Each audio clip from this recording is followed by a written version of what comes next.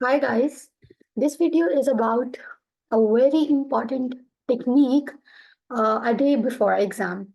So basically आपका exam है एक दिन छोड़ने के बाद you actually have double A after a day and you're wondering what you should do at the last day before exam.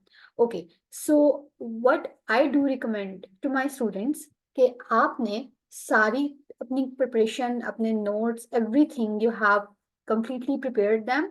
So on the last day, you should revise the exam techniques which I specifically would say answer techniques of different topics because double A में कुछ topics ऐसे हैं जिनके बारे में हम बहुत पुरयकीन तरीके से कह सकते हैं कि वो आएंगे ही आएंगे ओके इन सम वे और द अदर सो सबसे पहले technique number 1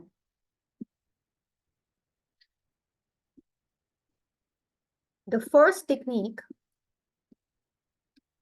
is related to planning question. So most probably you will see a planning question, scenario-based audit risk question in your exam. So its answer is written in 2-column table format. So what you do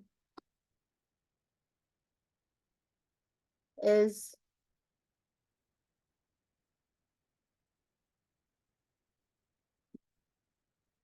the first column is about audit risk and the second column is about auditor's response.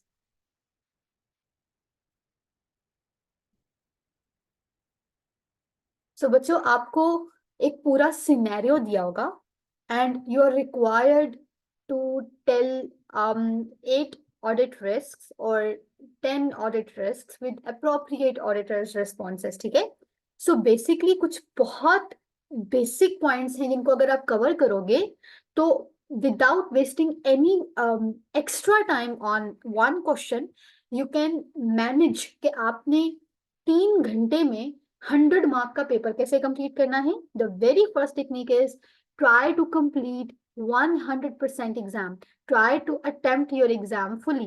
Don't leave any question because there is no negative marking. Okay. So planning के question में what should be your strategy is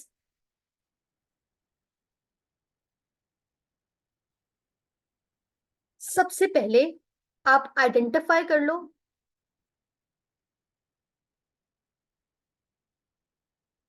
wording वो line जिसमें आपको risk लग रहा है and you can copy paste that line onto your answer screen in exam okay please remember उस risk को आइडेंटिफाई करने के आपको मार्क्स नहीं मिलेंगे अनलेस यू राइट आपके पास अगर नजर आ रहा है कोई उसका रेलिवेंट अकाउंटिंग ट्रीटमेंट तो आप वो लिख दो कि उसका अकाउंटिंग ट्रीटमेंट आपकी करेक्ट अकाउंटिंग ट्रीटमेंट आपकी नजर में होना क्या चाहिए था and then you must have to explain कि what is the impact of this risk. When I say impact, it means कि फाइनेंशियल स्टेटमेंट पे इसका क्या इम्पैक्ट है इस रिस्क की वजह से फाइनेंशियल स्टेटमेंट का कौन सा area asset liabilities expenses income क्या चीज आपको ओवरस्टेटेड या अंडरस्टेटेड लग रही है सो 3 steps identify the risk one line what should be the relevant accounting treatment for that particular area for which you are talking about second line number third you have to explain the risk जो आपने identify किया है आपको क्या लग रहा है कि क्लाइंट क्या गलती करेगा ऑडिट क्लाइंट क्या गलती करेगा इसका क्या इम्पैक्ट है फाइनेंशियल स्टेटमेंट पे अगर उसने ऐसा कर दिया है तो उसकी वजह से मसला क्या होगा कौन सा हेड ऑफ फाइनेंशियल स्टेटमेंट कौन से account of financial statement overstated या अंडरस्टेटेड है then you have to write auditors response और इसमें पता है आपको आप क्या लिखते हो you can write either test of control or either substantive procedure at this stage why because you are on planning stage ना अभी तो आप प्लान कर रहे हो कि आप बेसिकली इन रिस्क को एड्रेस कैसे करोगे ओके और आपने to get 1 complete mark please follow the strategy of what should the auditor do verb plus what plus y. If you answer in this format, so for one procedure, for sure, you'll get 1 mark. Okay, so let's do an example.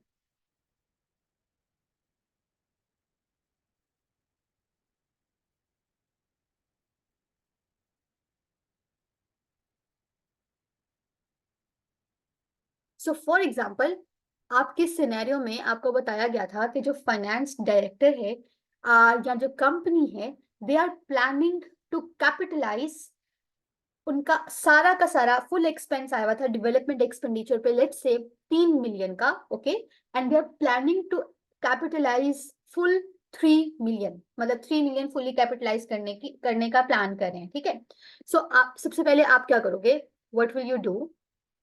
अगर मैं इसको थोड़ा सा आपको बता दूं कि let's say इस सिनेरियो को आप किस तरह से लिखोगे प्रैक्टिकली इन योर एग्जाम, तो आपने सबसे पहले एक लाइन लिखी कि finance director is planning to capitalise, and remember you can copy this line from your question screen as well in your exam. And you have to write fully. I am just writing it for my ease. You don't have to write the short words like FD. No, you don't have to. Okay. So finance director, pura finance director आप लिखेंगे is planning to capitalize the full 3 million of development expenditure, जो कि आप पूरा लिखोगे incurred. ये मैंने identify कर लिया कि मुझे इससे मसला है. Then what does accounting treatment से? जब मैं डेवलपमेंट एक्सपेंडिचर की बात करती हूँ तो मेरे जहन में क्या आता है? मेरे जहन में आता है आईएस 38. और आईएस 38 क्या कहता है बच्चों? आईएस 38 कहता है कि ठीक है, आप डेवलपमेंट एक्सपेंडिचर को जरूर कैपिटलाइज करना, प्रोवाइडेड कि वो एक क्राइटेरिया मीट कर रहा हो. Okay, so you know, assuming that you know that criteria, so basically my relevant accounting treatment is according to IAS 38,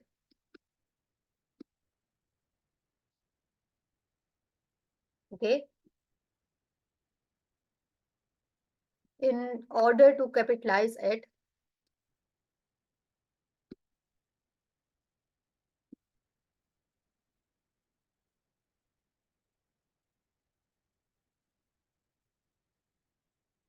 it must meet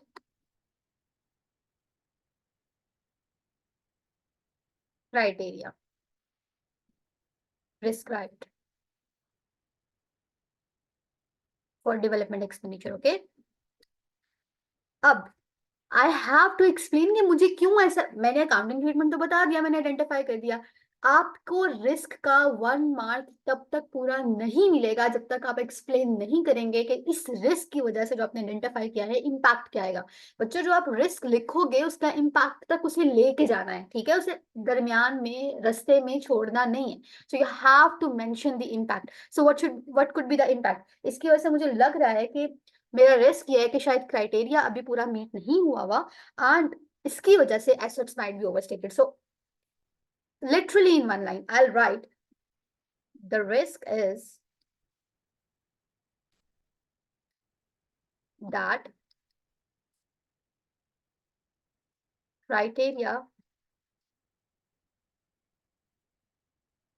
is not met or and asset might be overstated. जब मैं यहां तक इसको conclude करके लेके गई हूँ ना कि मुझे एसेट ओवरस्टेटेड लग रहे हैं इसकी वजह से, दिस इज द इम्पैक्ट. तो एग्जामिनर जब आपका आंसर पढ़ेगी तो वो देखेगी ओके, रिस्क किसने आइडेंटिफाई किया है और उसने रेलेवेंट अकाउंटिंग ट्रीटमेंट बताया है, 0.5 मार्क. एंड इम्पैक्ट क्या आ रहा है उस रिस्क की वजह से, अनदर 0.5 मार्क. 1 मार्क यहां से आपको मिल जाएगा. Then what you have to write now, auditor's response. auditor का response क्या होगा? Assuming you have prepared your substantive procedures fully now, so मुझे क्या सोचे जरा क्या करना पड़ेगा, क्या करूं, किस तरह इस रिस्क को कवर करूं. So what will I do? At planning stage मैंने प्लान किया हुआ है कि अच्छा मैं ना इनसे डेवलपमेंट एक्सपेंडिचर का ब्रेकडाउन मंगवा लूंगी. Okay, so obtain, this is my verb, the breakdown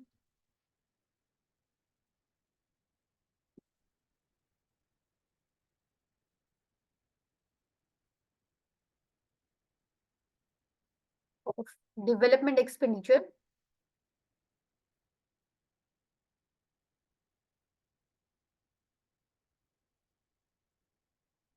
and test the breakdown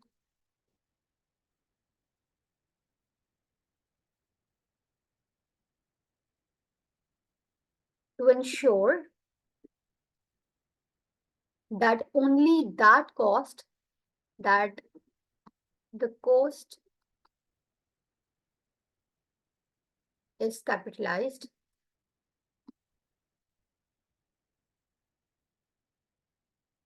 which meets the criteria.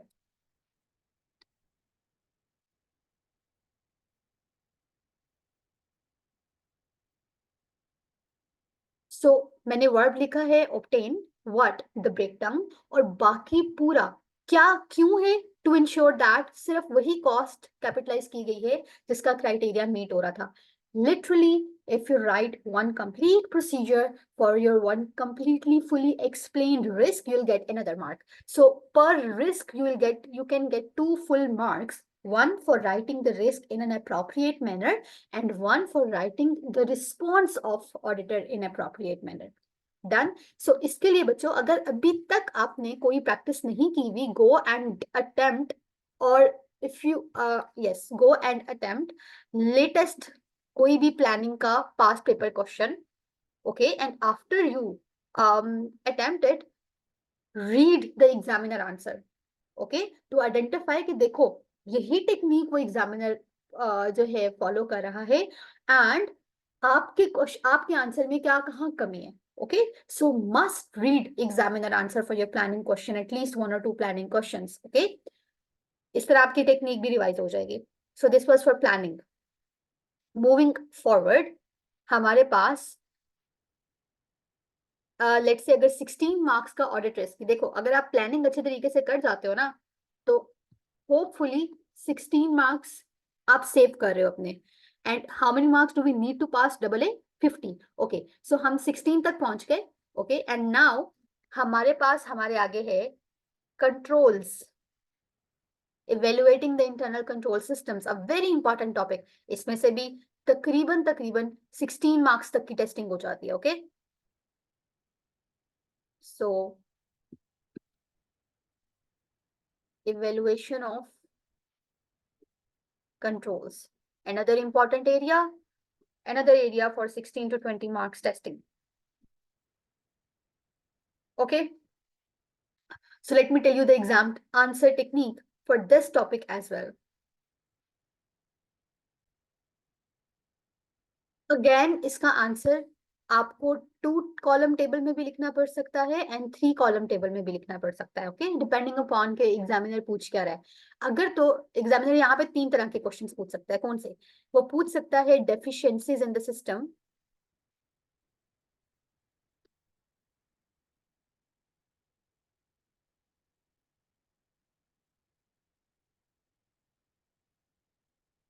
and recommendations.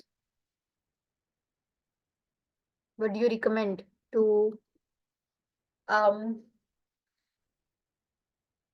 fulfill that deficiency? Okay, then or you are required to identify strengths of the system, कि आपको कहाँ पे system अच्छा लग रहा है.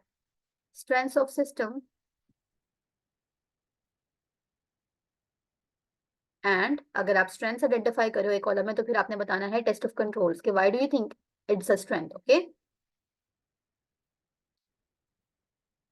और वो आपसे कहता है कि आप लिखो,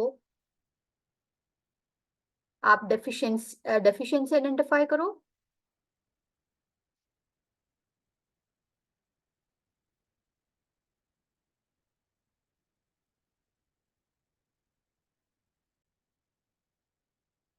identify deficiency,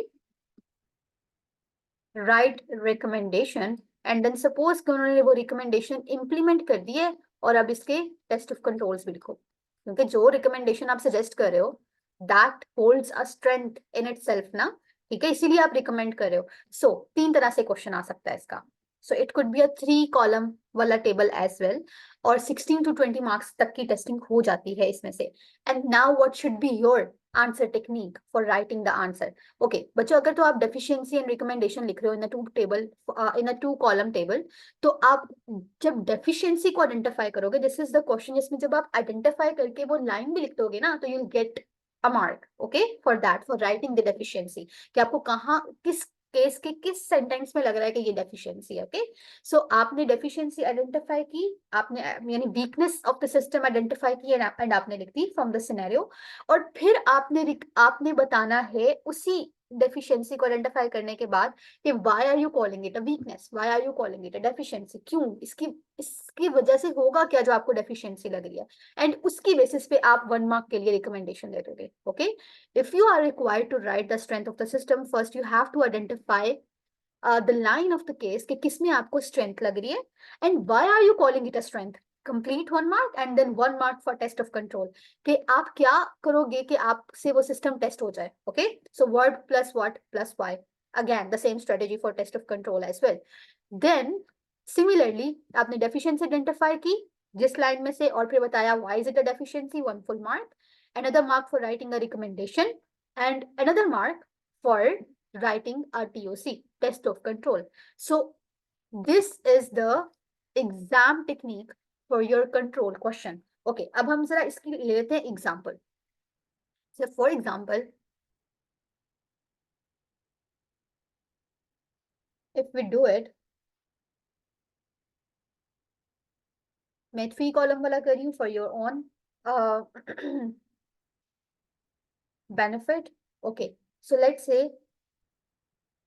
हमने इस सिनेरियो में पढ़ा कि एक जगह लिखा हुआ था कि जो कस्टमर की क्रेडिट लिमिट्स है वो सेट कर रहा है सेल्स लेजर क्लर्क। ओके, सो हमें पता है, हमने सिस्टम पूरा सेल्स सिस्टम पढ़ा था और हमने देखा था कि ओके, जो लिमिट्स हैं that should be set by credit controller, not by sales ledger clerk. Why? Because जो क्लर्क है वो इतना सीनियर लेवल पे नहीं है कि वो असेस कर सके कि क्रेडिट लिमिट कितनी होनी चाहिए।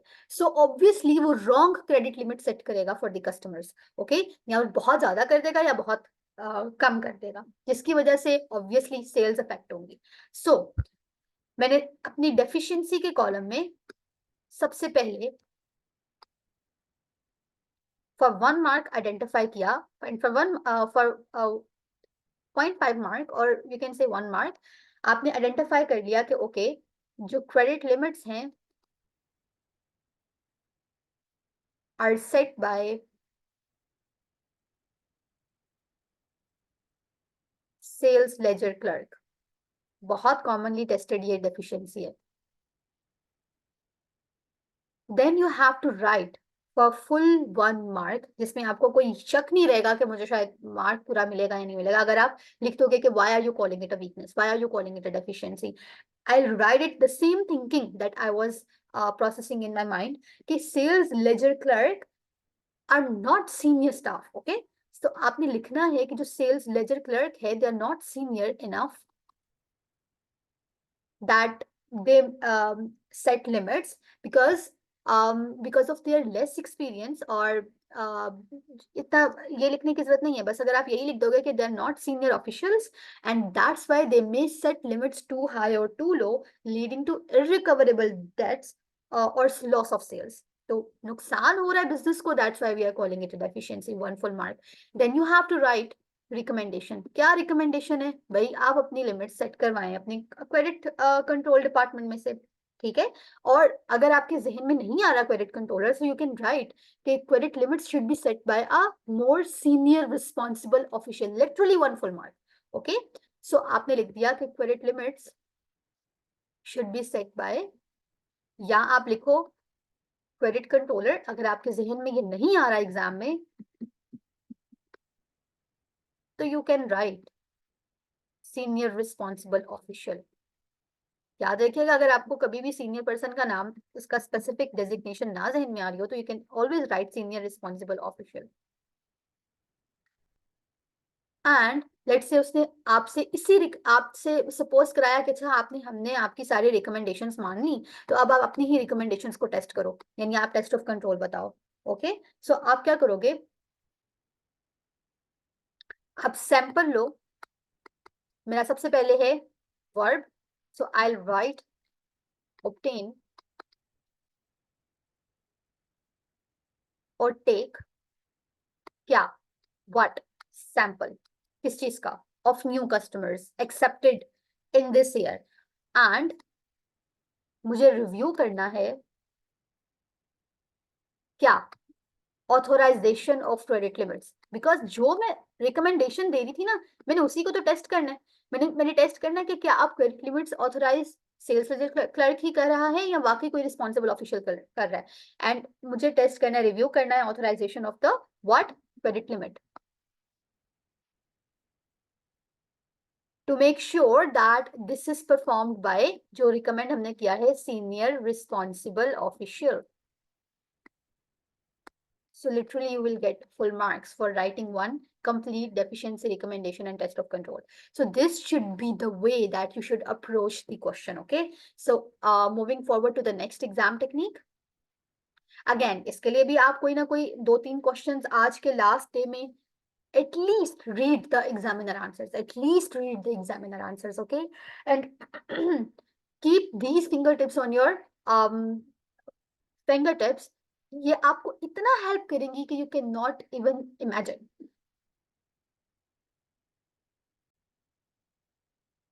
देन कम्स दैट एरिया जो कि लाजमी आता ही आता है क्वेश्चंस में, and that area is substantive procedures. Very important area. बच्चों ये वो एरिया है जो आपको प्लानिंग में भी मार्क्स देगा, ओटी के एसपीस पे आ सकता है, और आपका एक क्वेश्चन 20 सीआरस में से कोई ना कोई सब्सटैंटिव प्रोसीजर्स पे जरूर होता है। सो कुल मिला के ऑलमोस्ट 30 मार्क्स तक की टेस्टिंग हो रही होती है सब्सटैंटिव प्रोसीजर्स की। सो लिटरली आपने इसकी जो आंसर टेक्निक यूज करनी है, that should always be verb plus what plus why. आपके माइंड में क्लैरिटी रहनी चाहिए कि आप किस असर्शन को चेक कर रहे हो। वेरी इंपॉर्टेंट थिंग, जो स्टूडेंट्स जो हैं बहुत कॉमन मिस्टेक करते हैं, वो ये करते हैं कि वो रेलिवेंट प्रोसीजर्स नहीं लिखते। आपने एक केस पढ़ा है, सिनेरियो पढ़ा है, थिंक अबाउट कि क्या चीज है जो मसले में, ठीक है, तो उससे रेलिवेंट आप प्रोसीजर्स लिखो चेक करने के लिए। You have to pick up hints कि कौन सी असर्शंस के बारे में बात हो रही है, ठीक है, कौन सा इशू चल रहा है, कंप्लीटनेस का इशू लग रहा है आपको पढ़ के सिनेरियो, या आपको एग्जिस्टेंस का इशू लग रहा है, या आपको वैल्यूएशन का इशू लग रहा है, एक्यूरेसी का इशू लग रहा है, ओनरशिप का इशू लग रहा है, क्या इशू लग रहा है, तो उससे रिलेटेड रेलिवेंट प्रोसीजर्स लिखोगे तो मार्क्स मिलेंगे। देखो समटाइम्स तो आपको जनरल प्रोसीजर लिखने के मार्क्स मिल जाते हैं, एक लिखा दो लिखा, लेकिन अगर सारे के सारे जनरल लिख दोगे तो मार्क्स नहीं मिलेंगे। एग्जामिनर आपको एमई में तो नहीं ना सिनेरियो दे रही, अगर आपने सिनेरियो पढ़ के रेलेवेंट प्रोसीजर्स नहीं लिखोगे तो you will not going to get any mark. Okay, so you have to write the relevant procedures. For example उसने रिसीवेबल्स के बारे में बात की है कि जो रिकवरेबिलिटी है वो मसले में है, तो मेरा एक रेलेवेंट प्रोसीजर क्या होना चाहिए, मैं आपको ये करके बता देती हूँ कि लेट्स से मैं कहूंगी मेरा वर्ब होगा review. What should I review, customer correspondence जो मेरे वर्ड को फुलफिल कर रहा है, and why should I review customer correspondence to identify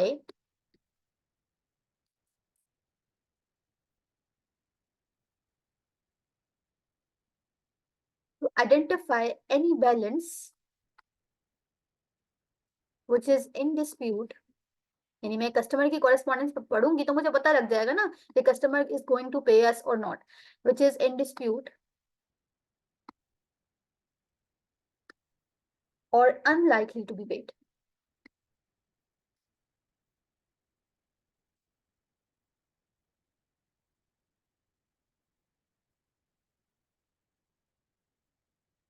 okay, similarly you can write कि रिव्यू करो aged receivable ledger and why to identify slow moving और old receivable balances. Okay, so इस तरह से आप सब्सटैंटिव प्रोसीजर्स लिखोगे। ये substantive procedure आपको ऑडिटर रिस्पॉन्स लिखने में भी हेल्प करेंगे, आपको ओटी केसेस में भी हेल्प करेंगे, और आपको लिटरली एक पूरे 1 फुल 20 मार्क की टेस्टिंग के सीआर क्वेश्चन में भी आपको हेल्प आउट करेंगे। So there are the exam techniques for basically three main areas: planning, risk questions, system evaluation questions, and for substantive procedures. If you like my video and if you want more answer techniques on it, let me know in the comment section, and I'll share the more answer techniques for you guys for the remaining chapters as well. Thank you guys.